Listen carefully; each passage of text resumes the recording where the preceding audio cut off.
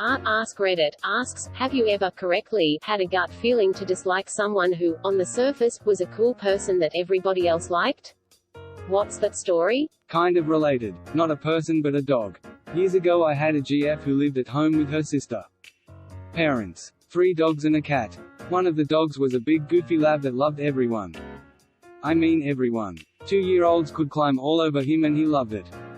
Anyway, the sister had been seeing some guy for a little while. Maybe a month, and she's bringing him home to meet the family for the first time. The guy hadn't even come to the door yet. The dog was in the house and went ballistic. I had never seen anything like it. He went from goofball to apex predator.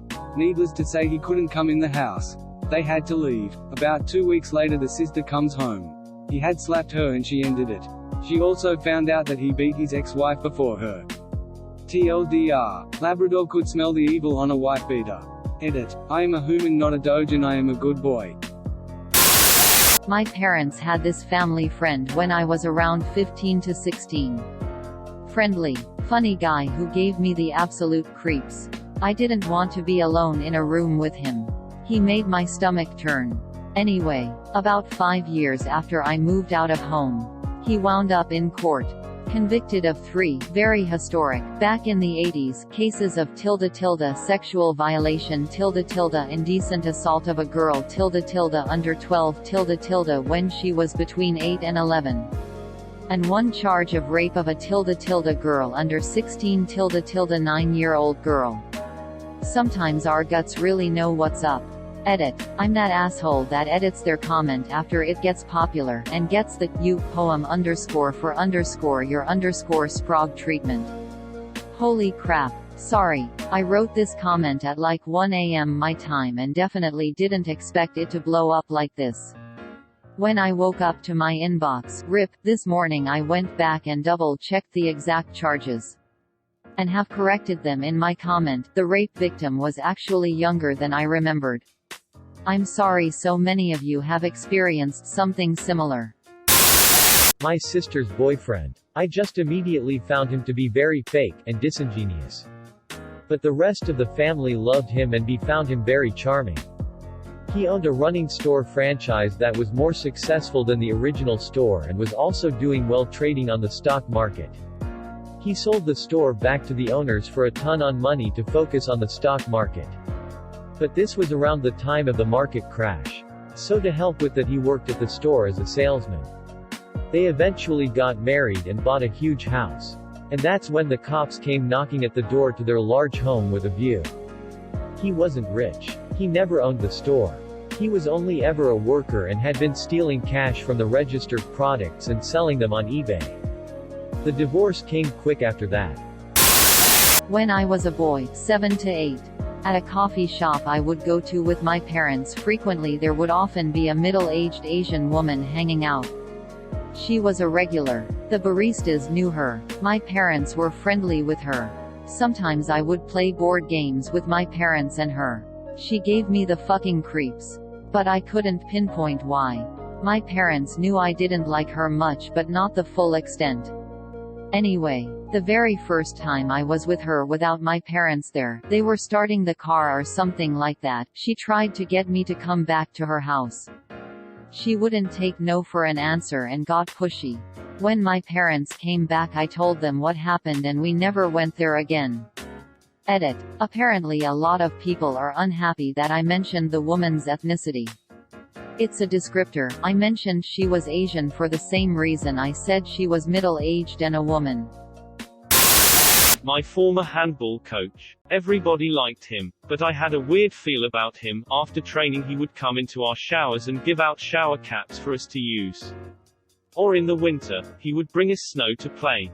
A few years later, he got arrested for sexual assault when he went to a training camp with younger girls. Apparently he got into the tents and played with them. So he walked into the shower with a bunch of naked girls? And no one else thought it was strange? My mum was a single mum and did the best she could. However, she thought it might be better to leave me with the neighbor than at home alone. From the age of 6, I pleaded with my mum to let me stay home alone until she got home from work. That I would be okay. My intuition was right. The neighbor was convicted of multiple murders of single mum 1 and 2 towns over when DNA evidence came into being. He only liked to date and kill none of his women. Fortunately my mother was fat. Yo mama so fat. She survived and lives a happy life. I thought non-obese was someone from a country I hadn't heard of. But then I realized you meant non-obese. Anyway, that's so scary. I'm glad you're okay. When I first met my birth mother's uncle I was instantly creeped out by him. He's in his 40s in a band. Has heaps of friends everywhere he goes and gets on well with everyone. But I just had a horrible gut feeling and didn't trust him. He's a really touchy-feely guy and he would try and kiss us on the lips and passed it off as just being family. Turns out he touched my birth mum and had sex with her when she was a child. My mother let us as children hang out with her rapist. His son, my birth mum's cousin, is a convicted pedophile too and just recently got out of prison. I'm so glad I was in long-term foster care. But I really wish I wasn't allowed contact with my birth family. They are truly the definition of fucked up. Edit. He's in his 50s. He was in his 40s when I met him. Wait, so your birth mother knew and still was on decent terms with her rapist? That's messed up. A pastor who was involved in the community outreach program for a prison, which I volunteered to for the first time. Seemed very friendly on the outside but seems really creepy to me. He kept putting his hands on my shoulder on that day and got my number from one of the volunteers and called me non-stop that night to say he is lonely and wants to talk. I was 14 at the time. One of my brothers was dating this girl. And everyone else had met her several times before I did since I was off at college. So the first impression I get of her is when she shows up at our house and just walks right in. Doesn't knock. Doesn't let anyone know she's in there. Just walks her happy ass inside and sits on the couch. So then when I come down the hallway into the living room, the bitch had this super vapid smile on her face. I just had this weird gut instinct that she was hiding something from everyone and was going to fight to the death to keep it hidden. I expressed to my mom that she gave me a weird vibe and I got told to stop being jealous. But long story shorter, she ended up having an entire other relationship and life with another guy 3 hours away. How did your brother find out? Some girl started talking to me on the bus ride home. I thought there was something off about her, but my parents, who are inherently optimists, told me to be nice and hang out with her. They even invited her over for dinner a few times. She lived about a 4-minute walk away from me, so it was hard to come up with excuses not to hang out. We eventually hung out a few times and I found out that she was a foster kid and had gotten bounced around a lot. She was also on a lot of medication for bad joints, bipolar disease and a few other things. She was almost 18. Well, anyway, turns out she was having an affair with the father and they plotted together to kill the mom so that they could be together.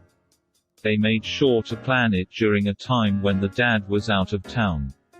The girl ends up stabbing her foster mother to death and the family's biological daughter is the one to call 911. They put the 911 tape up online and it was the worst thing I've ever listened to. TLDR, strongly urged by my parents previously. Forced to hang out with a girl on my bus. She ends up having an affair with her foster father and stabbing her foster mother to death because the dad convinced her to. Their 14-year-old biological daughter witnessed the whole thing. Edit. Link to the article thanks to you, TicTac9, URL redacted, link to article with 911 call, URL redacted. While in the army we moved into a new house in upstate New York. We were being neighborly and talked to a guy across the street. He had 5 kids, no wife. He also had multiple neighborhood kids playing in the yard. He told us we can always send ours over. He gave us both this horrible feeling, so we smiled and GTFO. About a year later my wife told me, I was in Kandahar, that his kids were taken from him. He had been molesting them at least ever since his wife died. The amount of pedophile stories in this thread is freaking me out. Fuck Fort Drum and it's 10 months of winter. Yo. Apparently, when I was 4 or 5, my grandma introduced me to some new boyfriend. Everyone liked him, but I would have nothing to do with him. Wrinkled my nose. Wouldn't be left alone by him. I guess he just came into her apartment one day and walked at her with something behind his back. Said nothing. She got an eerie feeling and said, "Are you going to kill me?" With a dead-faced stare he came at her. She managed to jump over some furniture and get away. She's always been in great shape. Running 3 miles a day until age 80. She got somewhere safe. Called the police and never saw him again. Your grandma sounds awesome. Leaping over furniture and escaping from a murderer. A few years ago, when I was still in college, I took a summer job at a movie theater. I met a lot of really cool people there, including but there was this one guy who always gave me the creeps. We'll call him Drew. He was friends with almost everyone, including and had been for years. We'd attend the same parties and he'd do all these little things that would feel like red flags to me. But apparently not to anyone else. Fast forward about a year. I no longer work there. Misa and I have been together for maybe a year, and he has been promoted to manager. Drew has also been promoted to supervisor. It should be noted that there were a lot of teenagers employed at this theater. One day, 2 of the younger girls come into the office. If they were 18, they were only just to talk to Misa. They tell him they're sorry, because they know Misa is friends with Drew. But they have to tell him something. The younger one tells him that a few weeks prior, she was sitting alone in the break room, eating her lunch. Drew walks in and says to her, "Do you touch yourself?" She doesn't answer. He says, "Because if not, you should." I think he said more. But Misa was so furious when he told me that story that he was having trouble telling it. Misa fills out the report for the poor girl and passes it on to the GM, who then informs him that Drew had 5 counts of sexual harassment on his file already. But corporate loved him, so they could never fire him. Misa never spoke to Drew again. Last I heard, he was fired, removed from his job at a brewery by security for sexual harassment. Many of our other friends are still very close with him. I don't understand it, but I'm just thrilled to have that creep out of my life. My mother's cousin is a vet out in a rural area. This dude makes bank and is a really super nice guy. He was very close with his elderly mum and dad. Sadly, his first wife lost a ton of weight and then felt that she was out of his league and left him. Few years later he shows up to my mum's house with this Sophia Loren type, 10x out of his league. She was all sweet and sugar pie to everyone. I forgot what I did to piss her off. But it was an accident, but she broke character for just a second, and let Cruella Dabble show through. I was a kid, and she grabbed my arm and looked at me like she would kill me. Everyone said I was crazy, and mean, and that looks aren't everything, and that she loves him. Like I was trying to sabotage his relationship. Fuck me right? Flash forward 2 years, she kicked his parents out of the house they were in for 50 years, sold their home against their will, stole all their money. Forced him to choose between him and her. Sadly he chose her. She drained him, tore apart his family and ruined the last year of his father's life. He died scared and miserable. Told his mother, quote, "Just give me the money. You won't live long enough to use it." It broke her heart that her son just stood there.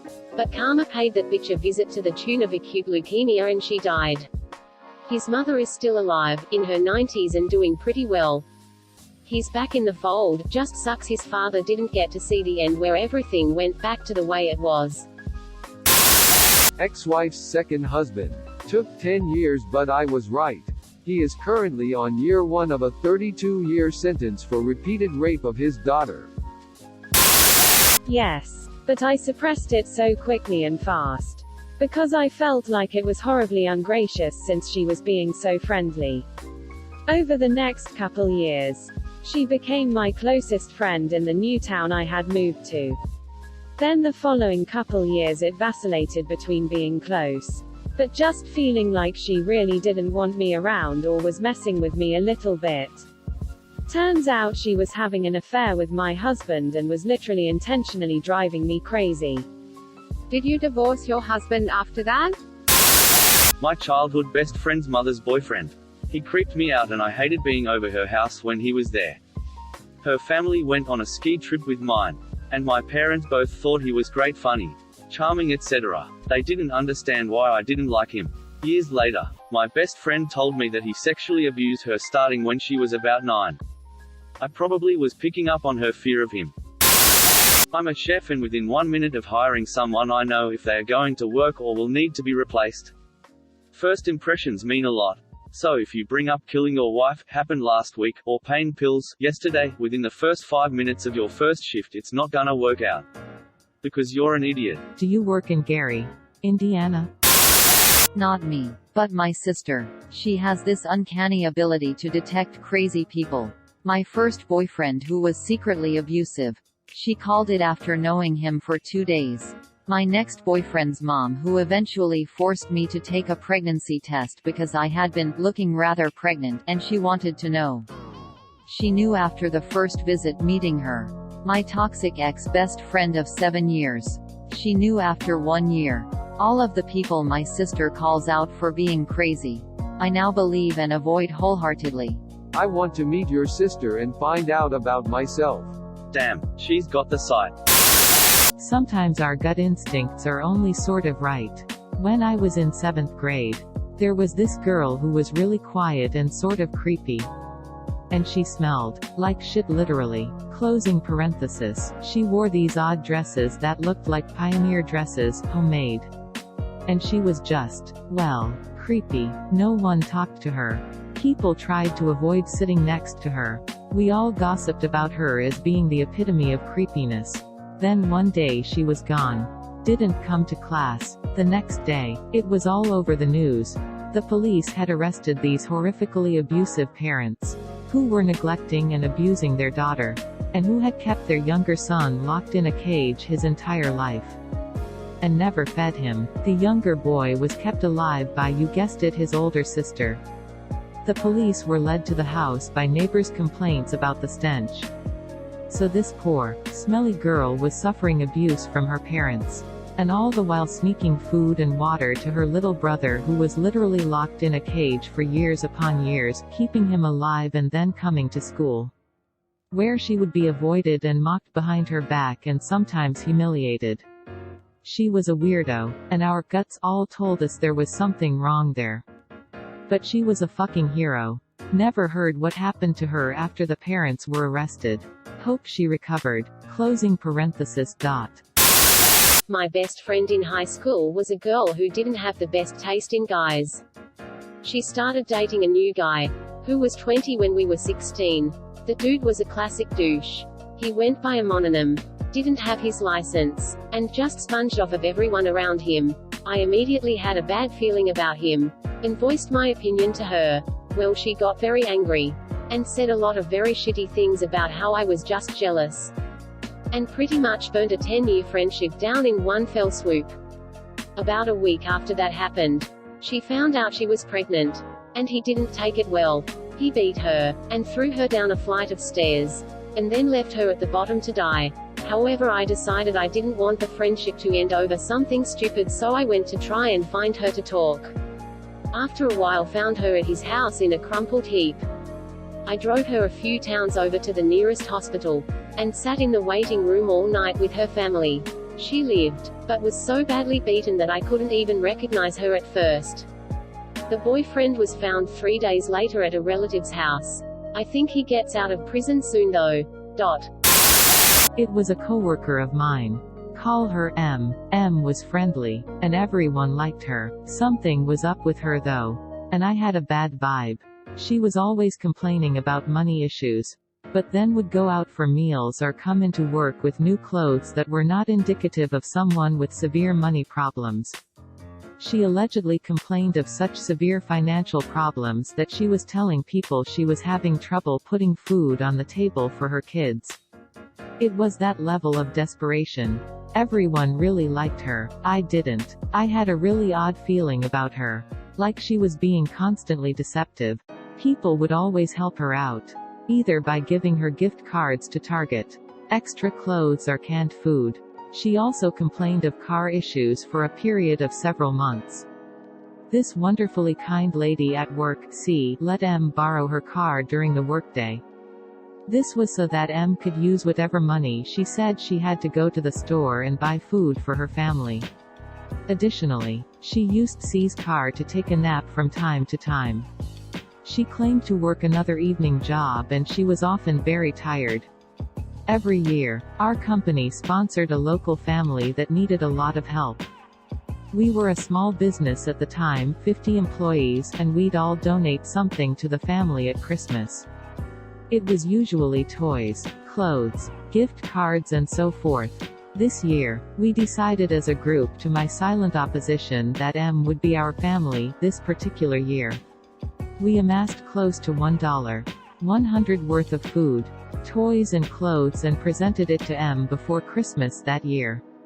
She cried, and said thank you. 3 months later, C's car was stolen right out of the employee parking lot. Coincidentally, M didn't report back to work that day after lunch. Long story short, M had made a copy of C's car key at some point and stole the car and drove out of state with the intent to flee and not return.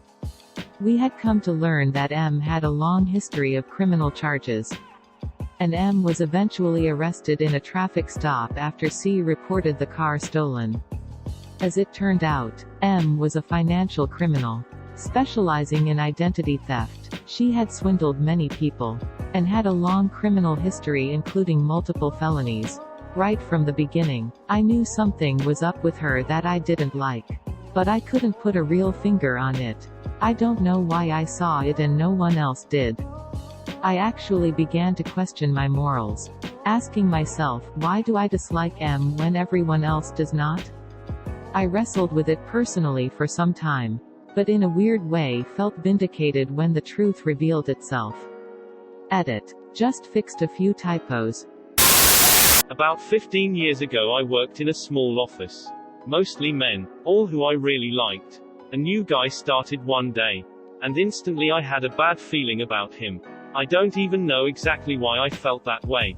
And all the other people seemed fine with him. So I did my best to be polite, and find things to talk to him about. I was in my mid-30s. He was about the same or a little older. And we both had young sons. So I was able to find some common ground. Apparently he and his wife didn't live together. She might have been back in his home country. But I could never shake that bad feeling. A year or so later, I had left the company to have my second son. And a friend who had taken my place there called me one morning. And said, "Did you read the paper today?" Quote, question mark. That man had been arrested in another state. Apparently having been set up by an FBI sting online. Where he had been chatting with who he thought was a 13-year-old girl. And was meeting up with her. In the trunk of his car, they found a video camera and rope. Whoa. My older brother's best friend in high school was considered to be a cool guy, well-liked and fun to have around. Except that I suspected him to be devious and something of a perv. He had this obsession for our mom that was obvious to me. But no one else picked up on it.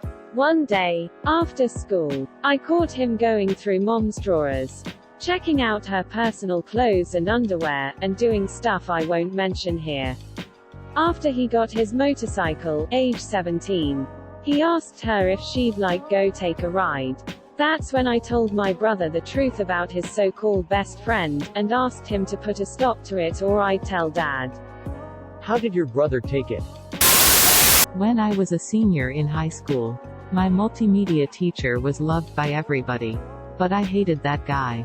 He was a complete asshole to me and I back to him. He was super chill with the guys and an incorrigible flirt with the girls. We're 98% under 18.